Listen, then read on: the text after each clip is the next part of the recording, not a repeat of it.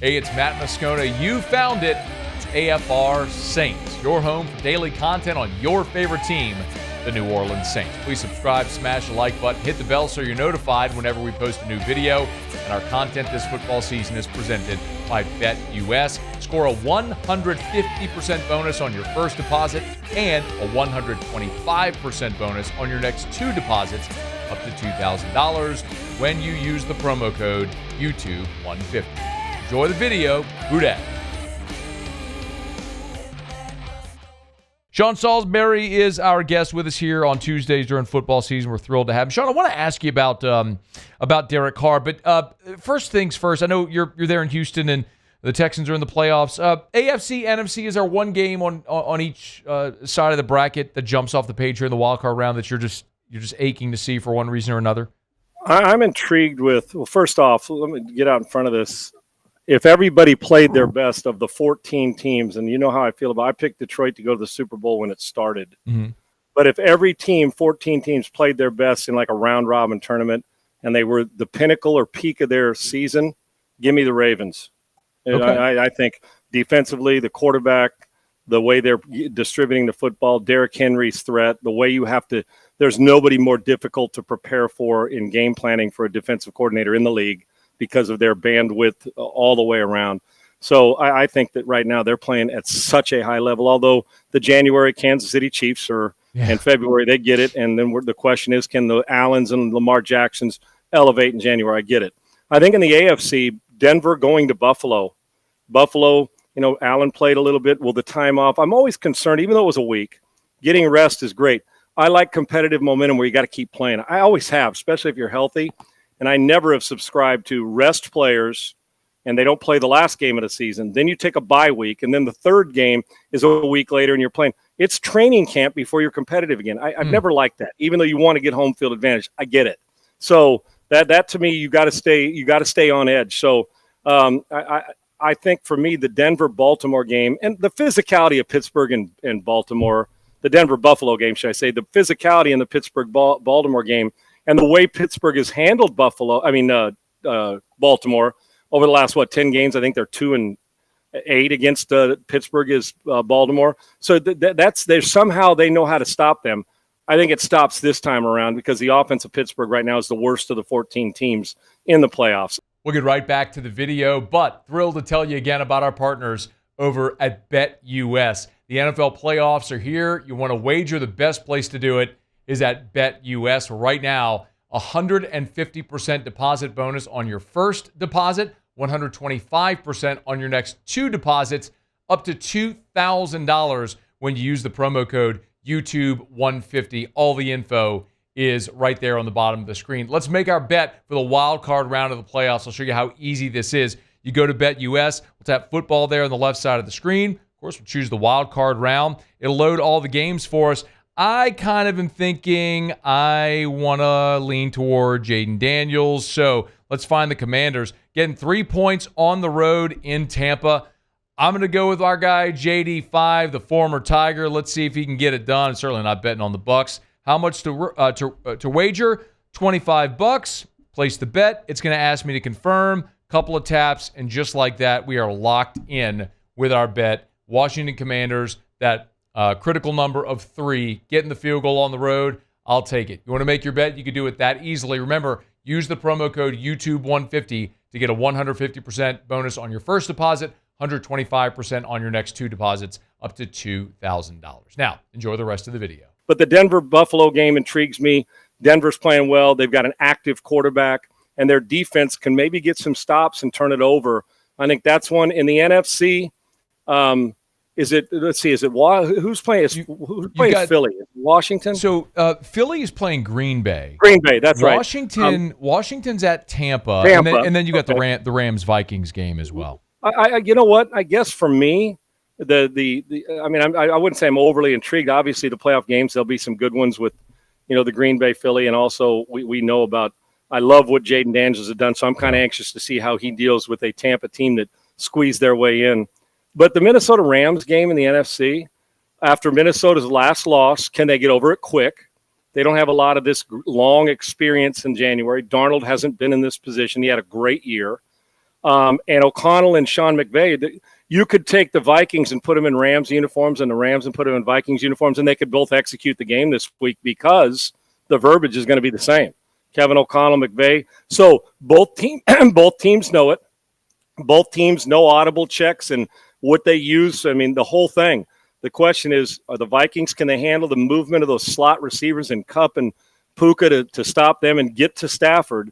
And on the other side of it, can Sam recover and play like he has all year long, where people don't start to creep into, oh, what happened, and gather their senses after Detroit manhandled them. So the key here for me is Vikings defense dealing with the passing game and the possession offense that the Rams run. That would probably be the one because of what happened with Detroit last week.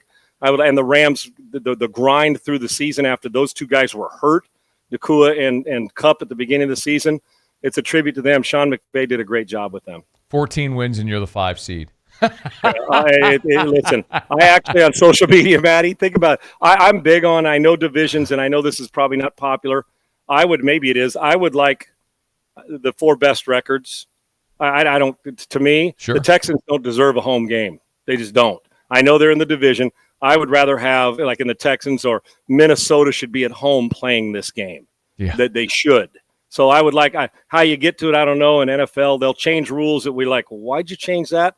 And then they'll leave a rule. You say, we need to change that. So, but yeah, 14 wins and you're going on you're going to have to deal with you're a wild card because Detroit's so good. So that would be the intriguing one in the NFC. But the playoffs, there'll be an upset this weekend. We know that. What do you think about, I'll get to Carr in a second, but in the college games, you got Notre Dame, Penn State, and then Texas against Ohio State. It looks awesome. How do you think the semis go?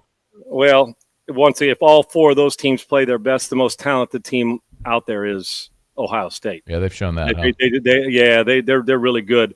The way Ewers played late in the game, if that Quinn Ewers shows up, they're going to have one hell of an opportunity in this. They are. They got to. You got to withstand early punches to the face. I actually am intrigued with the way Notre Dame plays. I am. I'll be honest with you, man. And I follow that team a lot, and the SC Notre Dame rivalry. You watch them. I think we all underrate their team speed.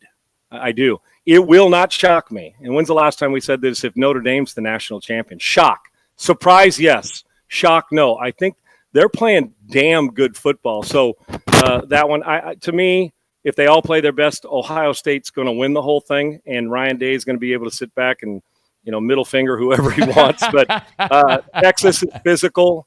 We know that quarterback plays obviously paramount. But the one team that we're not going to talk about, Notre Dame always gets talked about, but I don't think we talked about their speed, is the Penn State situation. They are great on defense, a veteran quarterback. Yeah. They're kind of the one like, oh, yeah, that's right. They're the by the way in this.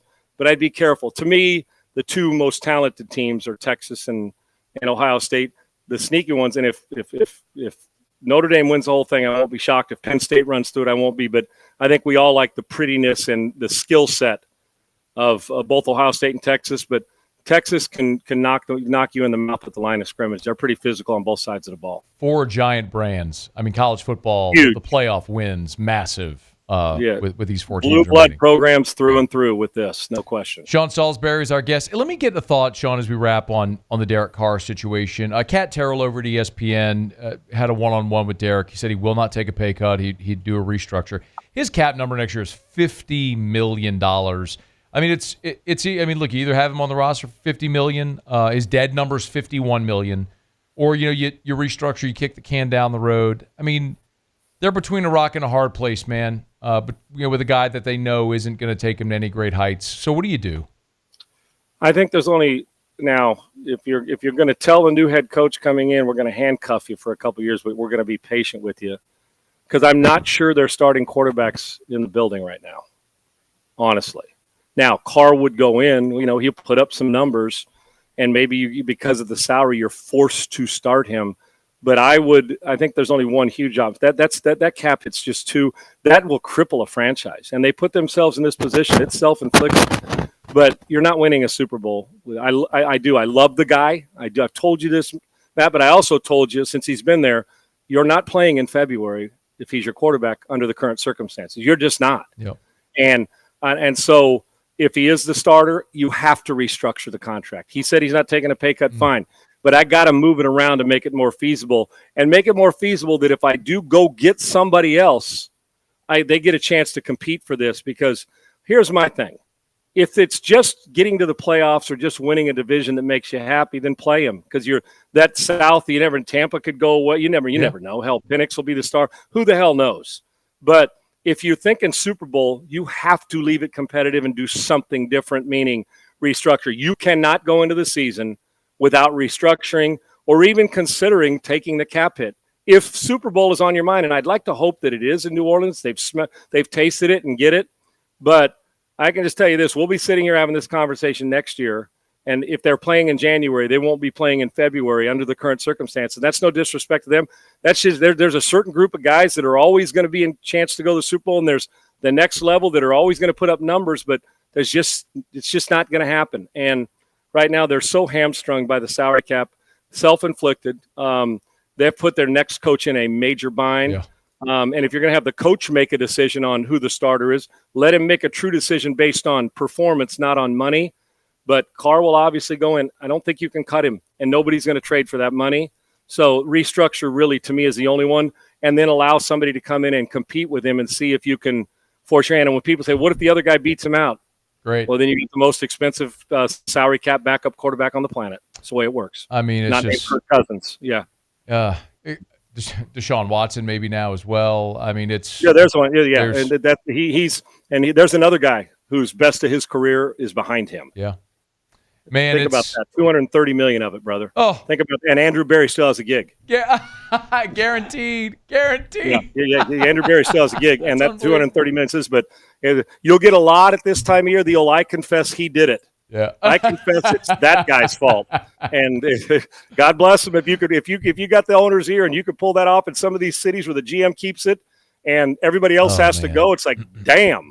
But yeah, man, $230 guaranteed $1 million, and I'm not sure he was the best quarterback on the roster this year. Oh, God. Think about that. Worst contract in the history of the NFL. There is no question. And he's going to be the reason why people don't do that down the road. He just is. Sean, sorry, go ahead. You want good ones, you're going to have to pay, man. This is players. We're going to be talking in 2 years, and somebody's going to be making $70 million a year. Sean Salisbury, great stuff as always, man. Happy New Year again. We appreciate you. Appreciate you as always, Matty. Thank you. Thanks so much for watching the video. Do us a favor, subscribe to the channel, smash that like button, hit the bell so you're notified when we post a new video, and remember to support BetUS, where right now you can get a 150% bonus on your first deposit and a 125% bonus on your next 2 deposits up to $2,000. Be sure to use that promo code YouTube150.